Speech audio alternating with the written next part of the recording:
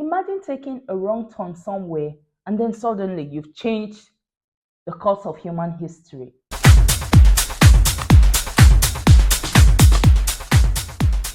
Hi guys, welcome back to my channel. Thank you for tuning in. Today we'll be checking out a video that was recommended by one of you, 𝐋𝐈𝐊𝐄. Shout out to you, 𝐋𝐈𝐊𝐄. Thank you for recommending this video. I hope you like it. So I'll be checking out this video titled World War I Part 1, and it's gotten from Oversimplified channel. You guys head on to his channel if you want to watch this video uninterrupted, because as we all know, my channel is a reaction channel, so I'll be giving my comments. There will be pauses in the video, but if you want to watch the video uninterrupted, head on to Oversimplified channel and watch the video uninterrupted. So you guys, let's check it out. 1914, a time of modern technology, culture, and fashion. Truly the height of civilization. Let's have a war. Everyone knew a big war was coming. France wanted some stuff back that Germany had taken from it. Germany wanted to take more of everyone's stuff, and they were building a big sexy navy that was making the British uncomfortable. These two empires thought they were really cool, but lots of different people who lived there didn't think it was so cool. And some of them had even been declaring independence with help from Russia. Everyone was talking about each other behind each other's backs. Throw in the fact that military technology had come a long way since the last major war, and suddenly everyone was pretty eager to beat each other up. In this area of Austria-Hungary live some Serbs and Bosnians who hated living in Austria-Hungary. So the Austro-Hungarian Archduke Franz Ferdinand goes there for a nice drive in an open-top car with his car's route published in advance. And that went just about as well as you'd expect. Some assassins were waiting for him along the way and threw bombs at his car, but they missed and blew up some officers behind him instead. So the Archduke goes into hiding, leaves Sarajevo. No, the Archduke doesn't leave, but instead goes back out in the open-top car to visit the injured officers in hospital. The driver takes a wrong turn and by sheer coincidence gets stuck beside one of the... He still went out in the open-top car. I wish he took some precautions. Like, I wish he took some measures. Wow. Failed assassins. That was risky. Who shoots him. Austria-Hungary is understandably pissed about all this, and they think the Serbian government had something to do with it, which they might have. So they go to their ally Germany and say, "Hey Germany, we're going to declare war on Serbia," and Germany is all for that. So Austria-Hungary send a big list of impossible demands to Serbia, and when Serbia refuses, they declare war. Austria-Hungary and Germany are friends, and Serbia is protected by Russia, who's friends with France, so they all declare war on each other. Montenegro joins in too. France and Britain also have a kind of alliance, so when France says, "Hey Britain, you got my back?" Britain is like, maybe? And then they decide to stay out of it, which is great for Germany, because Germany has a plan. They know that Russia is so big and clumsy that it will take them a while to get ready for war. So with this guy in charge, Germany will send all its troops into France at lightning speed while Russia's getting ready, defeat France, then move all the troops to Russia and defeat Russia, and then we all speak German and eat Pfefferpottast every day. Just one problem. France has loads of forts and defenses along its German border, and Germany can't waste any time fighting them, so Germany decides to go around them, through Belgium. But Germany wants to march 750,000 troops through it to get around France's defenses. They're hoping Belgium will just kind of sit down and shut up, but they don't. Wow, this guy, the guy doing the voiceover, wow, I love how humorously he makes this very serious event sound so, it makes them sound so simple, like it wasn't really a big deal, when in fact it was a big deal, and it's still a big deal because we've all heard about the World War and how serious it is. But then this video, he presents it in a way that it's so simple. It sounds so simple as though it's not a big deal, and it's so filled with humor. Like, the guy's sense of humor is top notch. I love it. They fight back, and they're pretty good too, so they slow the Germans down. What's worse is that Britain shows up, and they're pretty pissed that Germany's invading neutral countries. So now Britain declares war on Germany. So Germany push on through Belgium and commit some atrocities along the way. They also wear spikes and sometimes skulls on their uniform. So if you're trying to not look like the bad guys, good job. The Allies have a propaganda extravaganza, and this starts having an influence around the world, notably in America.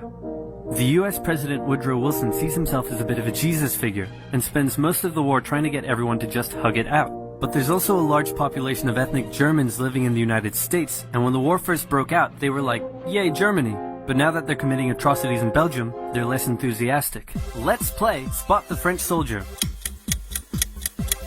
Did you see him?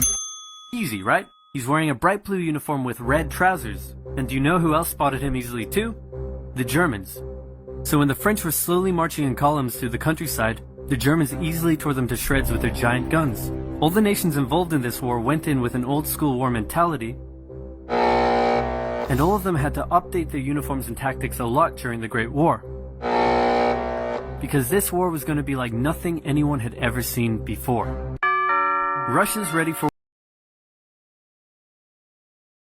Can you get on top of that? Oh yeah, sure, we've got this. Nope. So Germany has to send some troops back to the east to defend against the Russians.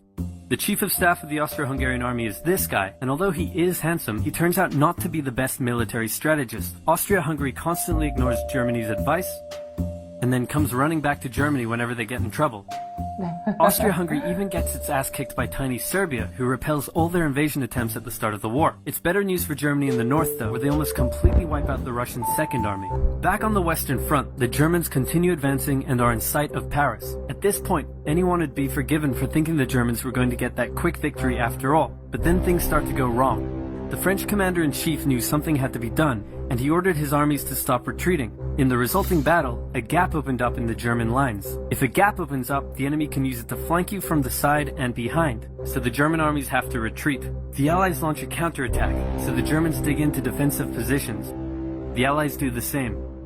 Then both sides move north, trying to outflank each other along the way. When they reach the sea, they're in a stalemate with trench systems running the whole way from the coast to Switzerland, the beginning of trench warfare on the Western Front. Wow. Who would have thought? Who knew international politics was this complicated? Like, I mean, I've always heard about World War One, but then I didn't really get details to it. The way this guy made it, so it's really oversimplified. That's the title of the video, Oversimplified. And that's actually the title of that's actually the name of the channel where I got this video from, Oversimplified. The name is so accurate because, like, how many minutes is this video? It took this guy about 6 minutes to make me understand what I learned in school for over 6 years. You get? And then it was so boring learning about this world war. Like, it was so boring for me back then. I love history, but this particular topic used to sound so boring because, like, all the alliances, the fights here and there, it was kind of boring for me. But then this guy made this video so entertaining. Like, he took his time, like, it's so detailed and then full of humor, making it so entertaining. It doesn't make it sound so serious, even when we know, yeah, it's serious. Oh my God. Wow. Here's how trench warfare works. Two opposing lines of trenches with no man's land in between. One side would pummel the other with hundreds of thousands of artillery shells, sometimes for days at a time. This had a huge psychological effect on the soldiers, leaving many shell-shocked. Then, the attacking troops would leave their trenches and rush across no man's land, a muddy wet mass of shell craters and barbed wire. The defending trench would unleash machine gun fire on the attackers, inflicting thousands of casualties. The attackers would send wave after wave until either they gave up or the opposing trench was finally overrun. There would be months of fighting and the deaths of thousands in order to gain a few meters or kilometers of land. Living in the trenches was hard work too. Corpses, mud that could swallow you whole, pools of poisonous water, rats, disease, the smell. It's insane that millions of soldiers put up with these conditions and commanders ordered them to do so for years. Wow. Wow. That was an interesting watch. You guys look out for part two. Wow. So you guys imagine taking a wrong turn somewhere and then suddenly you've changed the course of human history. Wow. I know I've heard about World War One, but then I didn't get the details. But now with this video, I understand better. And I'm looking forward to part two. You guys keep it locked. Look out for part two on my channel. And this guy, wow, I love how he explained the details, the alliances.